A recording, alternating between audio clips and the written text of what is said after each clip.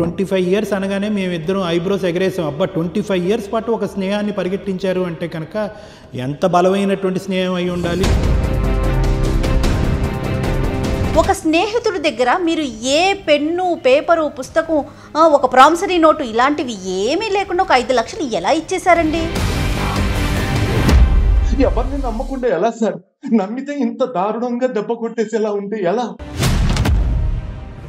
బతకాలి?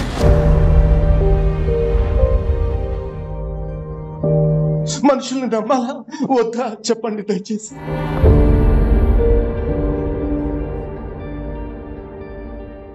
Suman TV presents అందమైన జీవితానికి స్వాగతం. నమస్తే కళ్యాణ్ చక్రవర్తి గారు. నమస్తే అండి. నమస్తే కళ్యాణ్ గారు.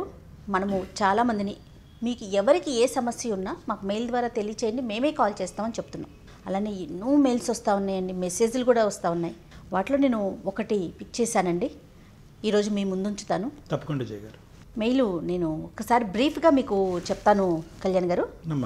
ఈయన పేరు సాగర్ అండి, మచిలీపట్నం నుంచి మనకి మెయిల్ చేస్తున్నారనమాట. ఈయన ఒక 25 సంవత్సరాలు ఎంతో స్నేహంగా ఉన్న ఒక ఫ్రెండ్కి ఒక 5 లక్షలు ఇచ్చారు. ఇద్దరు 25 సంవత్సరాల నుంచి ఫ్రెండ్షిప్ కంటిన్యూ అవుతోంది. మధ్యలో ఏదో అవసరానికి ఒక 5 lakhs ఇచ్చారు ఈయన. ఇతను ఈ సాగర్ అనే అతను రిటర్న్ అడుగుతుంటే అతను ఎక్కడ ఒక పెన్ను, పేపరు, పత్రం ఏమీ లేదు. అసలు నువ్వు నాకు ఇచ్చావన్న గ్యారంటీ ఏంటి? నేను ఇవ్వను, పో, ఏం చేసుకుంటావో అది చేసుకో అనే వర్షన్ అతని వైపు నుంచి కనిపిస్తూ ఉంది. అతను చెప్తున్నాడు డైరెక్ట్గా. ఈ మెయిల్లో నాకు అర్థమైనంత వరకు ఈయన జస్ట్ ఆ ట్రాన్సాక్షన్ వరకే అమౌంట్ పెట్టారండి. మిగతాదంతా కూడా స్నేహం గురించి, జీవితాల గురించి. ఇలా ఉన్నారా? ఇలాంటి సొసైటీలో మనమంతా ఉన్నామా? నేనున్నానా? నా స్నేహం ఎంత అంటే మచ్చ లేకుండా నేను ఒక స్నేహితుడిని నమ్మాను. ఇలా ఎందుకు జరుగుతోంది? అసలు నాకేం చేయాలో అర్థం కావట్లేదు. ఆ వర్షనే కనిపించిందండి నాకు. అవును. అయితే నెంబర్ ఉంది, నేను ఒకసారి మరి మీ పర్మిషన్ ఇస్తే కాల్ చేస్తాను. తప్పకుండా కాల్ చేయి. కానీ వింత వింత సమస్యలు కదా కళ్యాణ్ గారు. జీవితం ఎంత అందమైందో దాన్ని మనం రిసీవ్ చేసుకునే దాన్ని బట్టి, మనం ముందుకు తీసుకెళ్లే దాన్ని బట్టే ఉంటుందేమో బహుశా.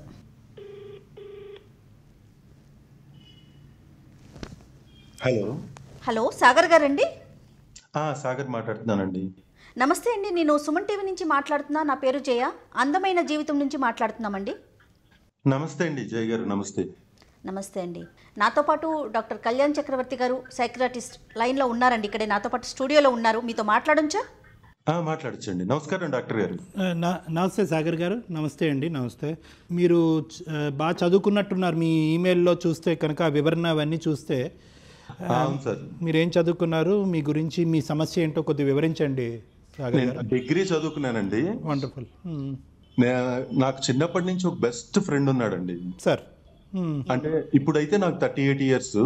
ఆ ఫ్రెండ్ తో నాకు అతనికి ఉన్న రిలేషన్ ఒక 25 years అబోవ్ అండి. దాదాపు మేము చైల్డ్హుడ్ అనమాట. మైండ్స్ కొంచెం కూడా ఓపెన్ కాని రోజుల్లోంచి మేము ఇద్దరం కలిసి జర్నీ చేసాము. సూపర్. అసలు మాకు ఫ్రెండ్స్ ఎవరు లేరండి. మేమిద్దరమే ఉండేవాళ్ళం. ఊరంతా అనుకునేవాళ్ళు వీళ్ళిద్దరే ఉంటారు ఎక్కడికి వెళ్ళినా అని. అంటే మా ఇద్దరి మధ్య పర్సనల్స్ కూడా ఏమీ దాచుకున్నట్టుగా ఉండదు. అంటే నా లైఫ్ సంబంధించిన మొత్తం అతనికి తెలుసు, అతనికి సంబంధించి నాకు తెలుసు. Right sir. అంత క్లోజ్ గా జర్నీ చేస్తున్నాము. నాకు కాలగమనంలో నాకు మ్యారేజ్ అయింది. ఓకే. అరే నువ్వు రారా, నువ్వు లేకుండా కుదరదు, తిరుపతిలో మ్యారేజ్ చేసుకున్నాము. అతని పేరు తెలుసుకోవచ్చా సాగర్ గారు, ఇఫ్ యూ డోంట్ మైండ్? అతను రాము అండి. అతని పేరు Ramu. Okay sir. Okay. Okay. వాడు పెళ్లికి అటెండ్ అవ్వలేదు సార్. నాకు ఆశ్చర్యం వేసింది. మా ఇద్దరు ఫ్రెండ్షిప్ జర్నీలో అదొక పెద్ద విషయం నాకైతే మాత్రం. మరి ఎప్పుడు అడిగే ప్రయత్నం చేయలేదండి సాగర్? మీరు అడిగారు ఎప్పుడైనా ఆయన్ని? ఎందుకంటే ఏదో పని మీద, ఏదో అనవసరమైన రీజన్, కారణం ఏదో పని ఉందని ఇంపార్టెంట్ క్రియేట్ చేశాడు ఏదో. Right right sir. ఓకే. ఆ తర్వాత ఇప్పుడు సమస్య ఏంటంటే మెయిన్ గా 3 ఏళ్ల క్రితం మాదొక ఎసెట్ అమ్మామండి. అమ్ముతున్నట్టు అతనికి తెలుసు. అతనికి ఆ ఎసెట్ అమ్మితే మాకు ఒక 40 లక్షలు ఆ రోజు వస్తున్నాయి క్యాష్. ఆ రోజే రిజిస్ట్రేషన్.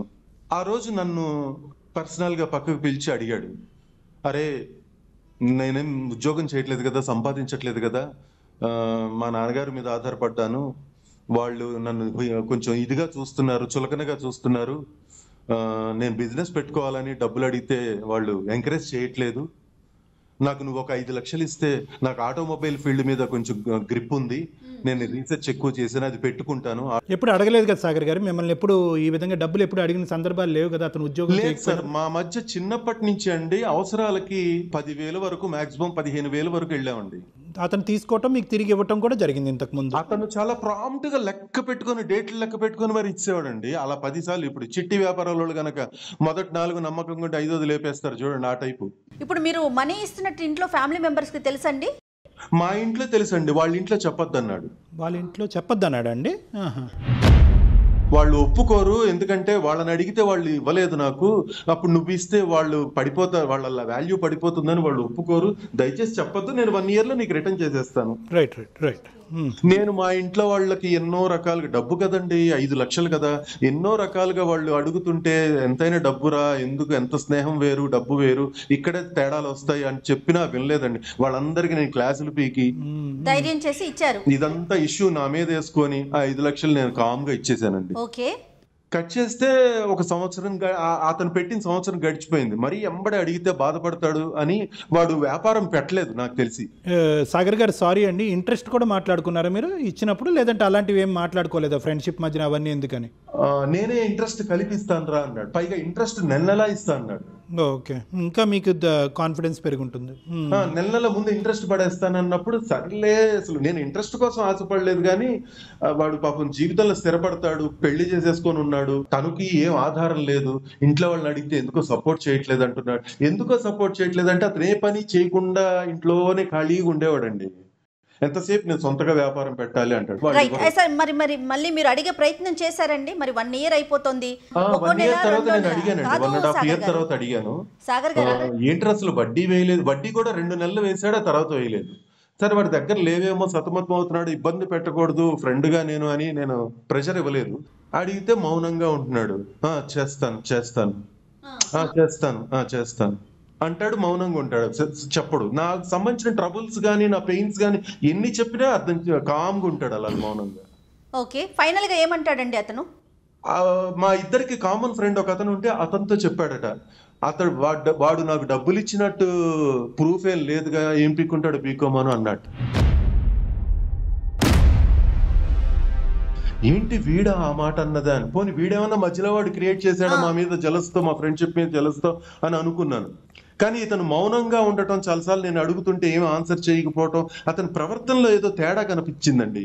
ఆ డబ్బులన్నీ ఆగం చేసేసినట్టుగానో, సంథింగ్ వాడి దగ్గర ఏం హోప్లెస్ కండిషన్ లో ఉన్నట్టుగానో, ఏం చేయలేని పరిస్థితిలో కామ్గా ఉన్నాడేమో అలాగా అనిపించింది. మీకు ఎదురు పడుతున్నారండి అతను రాము? నా వర్క్ పర్పస్ నేను హైదరాబాద్ లో సెటిల్ అయిపోయాను, అక్కడి నుంచి వచ్చేసి మాది మచిలీపట్నం యాక్చువల్లీ. ఓకే, రాము అక్కడే ఉండిపోయారు? అతను అక్కడే ఉన్నాడు. ఓకే.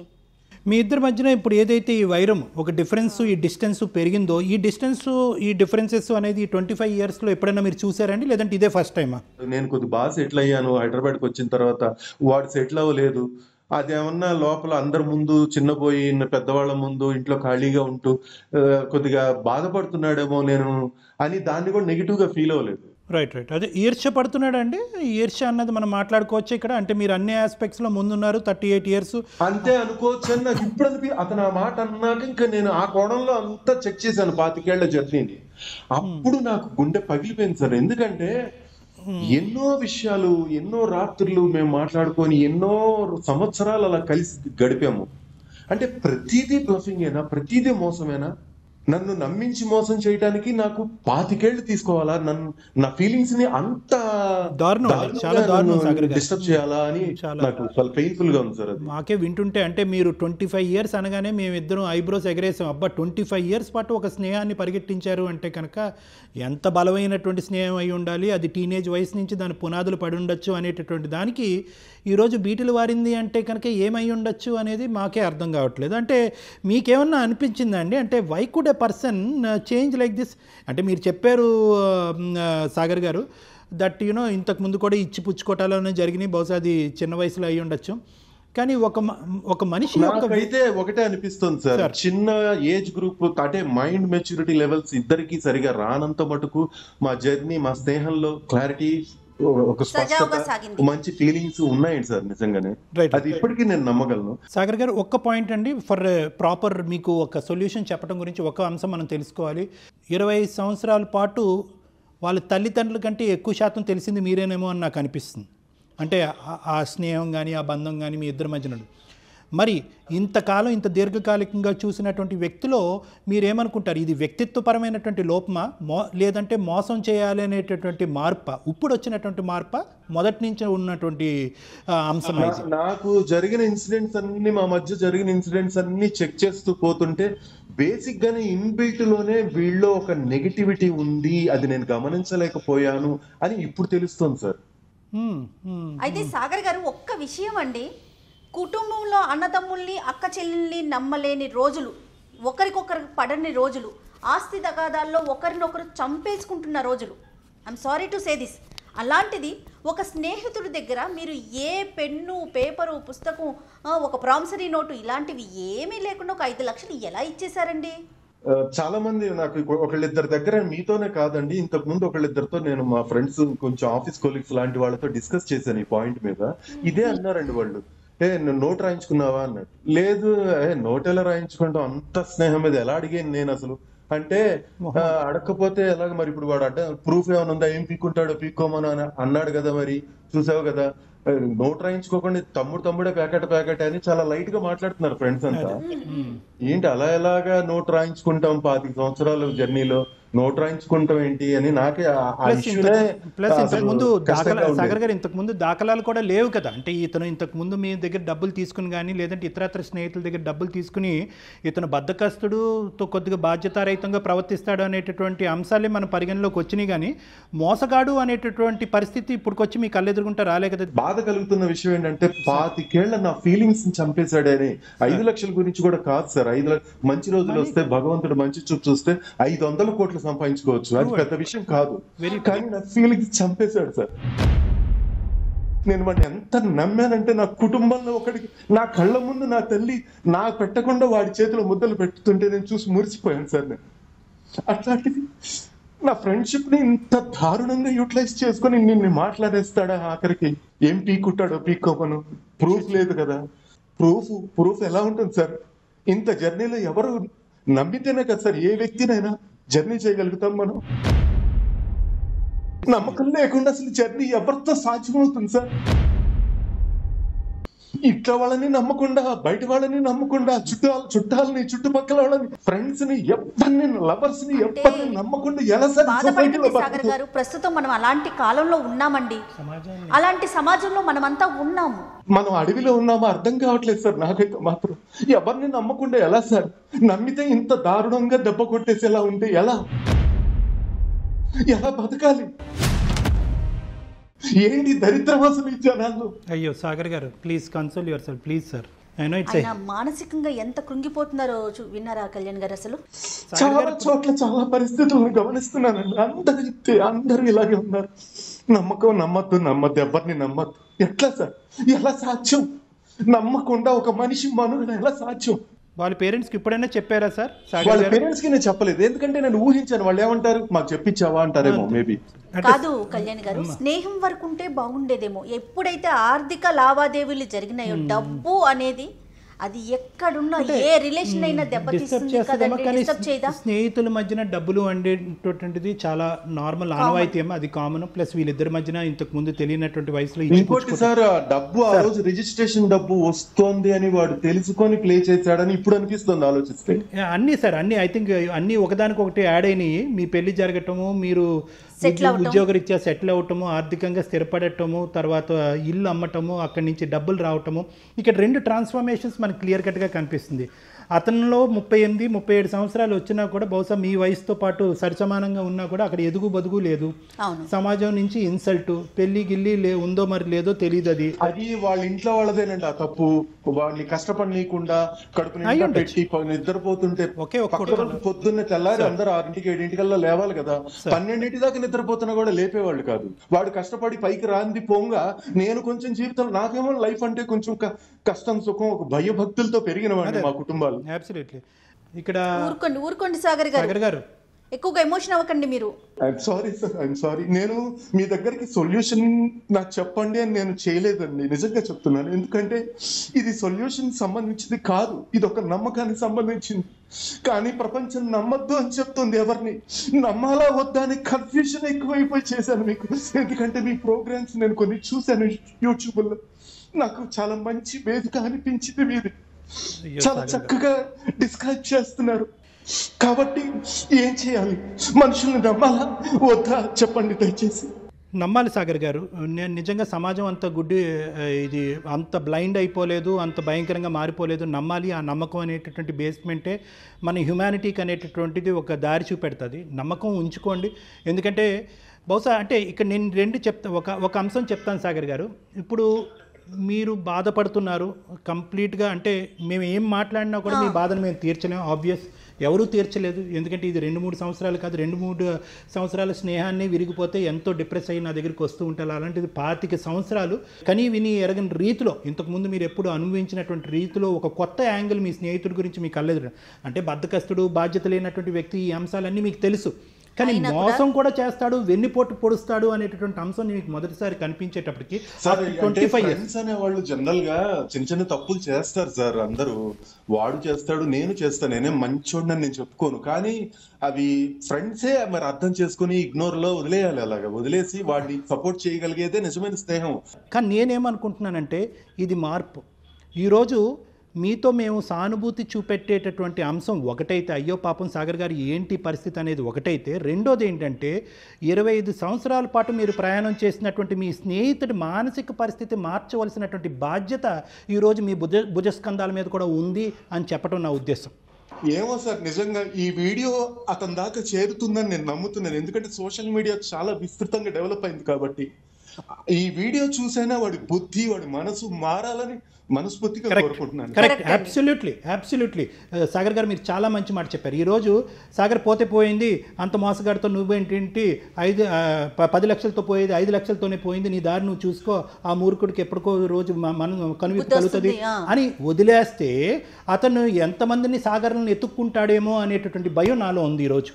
దానికి తోడు ఈయనకి సమాజం మీద ఒక నమ్మకం పోతుంది కదా, ట్రస్ట్ పోతుంది కదా. సో ఇందాక నేను అన్న మాట ఏంటంటే సాగర్ గారు, ఇది వ్యక్తిత్వమా మార్పు అయితే కనుక you and we are all at an advantage position. మనందరం ఒక అడ్వాంటేజ్ పొజిషన్లో ఉందో మార్పుని మనిషిని మార్చచ్చు. యూటర్న్ తిరిగినటువంటి ఈ మనిషిలో ఇప్పటి వరకు సెటిల్ అవ్వలేకపోయాడు కాబట్టి అతనిలో కలిగినటువంటి ఒక స్వభావం, ఒక ఈర్ష్య, ఒక భావము, తప్పు అనేటటువంటి విధంగా, ఎందుకంటే పని చేయకపోయినా పర్లేదు కానీ పక్కనుండి మోసం చేసి సంపాదించి బతకాలి అనేటటువంటి ఆలోచన అతనిలోకి వస్తే కనుక అది ఒక చీడపురుగు. అతన్ని, సమాజాన్ని, అతని కుటుంబాన్ని మొత్తాన్ని అంతటినీ కూడా నాశనం చేస్తుంది. కాబట్టి బహుశా ఈ ఎపిసోడ్ చూసి అతనిలో ఒక పరివర్తన రావటం, మీ ఇద్దరి మధ్యన ఎవరైనా ఇంకో మంచి స్నేహితుడు ఉంటే కనుక అతని ద్వారా అతనికి ఒక సమాధానం చెప్పించటం, ఏ విధంగా మీరు బాధపడుతున్నారు అనేటటువంటి అంశం అక్కర్లేదు. ఎస్, అది ఆల్రెడీ అతనికి తెలుసు. డాక్టర్ గారు, నేను నా మనసు అద్దం లాంటిదండి. నేను విరిగిపోయిందంటే ఇంకా అసలు నేను మళ్ళీ వాడి స్నేహం నేను ఇంకా వాడే కాదు, ఇక్కడ ప్రపంచంలో నేను ఎవరిని నమ్మకూడదు అని సాచురేషన్ స్టేజ్కి వెళ్ళిపోయాను సార్. నేను వెళ్తుంది నా మనసు. ఇంకా నేను ఇంకా అలాంటి వాళ్ళ స్నేహాలు నా వల్ల కాదు. నేను ఇంకెవరితోనూ నేను సోల్ఫుల్ గా అయితే జర్నీ చేయలేను. కరెక్ట్ సాగర్ గారు. ద థింగ్ ఇస్ సాగర్ గారు, ఈరోజు ఒక మోస్ట్ ఇంపార్టెంట్ థింగ్ చేయగారు, ఈరోజు ఈ బేస్మెంట్ మీద మీరు ముందుకు ప్రయాణం చేయలేరు. ఆగమ్య గోచరం అవుతుంది. మానసికంగా మీరు చితికిపోతారు. మీ గమ్యం వైపు మీరు నడవటం కష్టం. అంటే ఏంటంటే నమ్మకం అనేటటువంటిది లేని చోట జీవితం అనేటటువంటి ప్రయాణం చాలా కష్టం అండి. సమాజాన్ని నమ్మాలి, కుటుంబాన్ని నమ్మాలి, ప్రేమించేటటువంటి వాళ్ళని నమ్మాలి, స్నేహితుల్ని నమ్మాలి. కానీ జాగ్రత్తగా ఎక్కడికక్కడ ఆ సిచ్యువేషన్ని జడ్జి చేస్తూ ముందుకెళ్ళటం అన్నది ఇంపార్టెంట్. ప్రేమ నమ్మకం వేరో, డబ్బుల విషయానికి వచ్చేటప్పటికి, ఆస్తిపాస్తుల విషయానికి వచ్చేటప్పటికి కొద్దిగా ఆచి తూచి అవతలి వ్యక్తిని అసెస్ చేసిన తర్వాత ముందుకెళ్ళటం అనేటటువంటిది ఇంపార్టెంట్. ఈరోజు మీకు ఒక సామాజిక బాధ్యత కూడా ఉంది. మీ స్నేహం వద్దు అని మీరు అనుకున్నా కూడా మీ స్నేహితుడిని మార్చిన తర్వాత ఆ స్నేహాన్ని విరగొట్టుకోండి, అది వేరే విషయం. మీరేం పోగొట్టుకోలేదు. ఒక్కటైతే be confident, there is trust in the world. సమాజం ఏమీ అంత భయంకరంగా మారిపోలేదు. నమ్మినటువంటి, ప్రేమించుకునేటటువంటి మనుషులు ఉన్నాము. అందరూ కలిసికట్టుగానే మనందరం ప్రయాణం చేస్తాము. ఎటొచ్చి ఏంటంటే కొద్దిగా కనువిప్పు అనేటటువంటిది ఈ అంశం ద్వారా మీకు కలిగిందేమో అనేటటువంటిది ఒకటి. బహుశా ఇట్స్ ఎ లర్నింగ్ ట్రాక్. 5-10 లక్షలు అనేటటువంటి నాట్ ఎ మెజర్మెంట్. సో బహుశా అదే అంటే మీ సమస్యకి నా సొల్యూషన్ అదే సాగర్ గారు. బహుశా నేను సరైనటువంటి మార్గంలోనే మీకు చెప్పినట్టు నాకు అనుకుంటున్నాను. అయితే సాగర్ గారు, నమ్మకాన్ని కోల్పోకండి, ధైర్యంగా ఉండండి. ఆ నమ్మకంతోనే మీరు ఇప్పుడు మాకు కాల్ చేశారు, ఆ విషయాన్ని గుర్తుంచుకోండి. సో నమ్మకం లేదు అనే విషయాన్ని మాత్రం తీసేసేయండి. ఎక్కడో ఏదో ఒక ఏదో అంటారు చూడండి, ఎక్కడో ఒక్క సమస్య ఉందని ప్రపంచమంతా సమస్యలతో కూడిపోలేదండి. అలా ఉంటే కనుక మనం ముందుకు వెళ్ళలేకపోతాం, మనకి రేపటి రోజు అనేదే ఉండదు. దయచేసి ధైర్యంగా ఉండండి, నమ్మకంగా ఉండండి. కానీ ఈ కాల్ని విన్నవారు కానీ మన వీడియోని చూసిన వారికి కానీ ఒక కనువిప్పు ఓహో ఇలా చేస్తే ఇలా జరుగుతోందా, సమాజంలో ఇలా ఉందా అనే ఒక కనువిప్పు కలిగితే అంతే సంతోషం. ఏమైనా చెప్పేది ఉందా సాగర్ గారు? థ్యాంక్ యూ అండి, థ్యాంక్ యూ సో మచ్ అండి. చాలా చక్కగా మీరు నా ఇదంతా అర్థం చేసుకోవడానికి ప్రయత్నించారు, నాకు ధైర్యాన్ని ఇచ్చారు. ఇంకేమన్నా హెల్ప్ కావాలన్నా కూడా మా ఈమెయిల్ చేయండి. We are always ready to help you Sagar గారు. Okay sir, okay sir. నేను ప్రతి ఒక్కరికి చెప్తున్నానండి, జీవితం చాలా అందమైంది.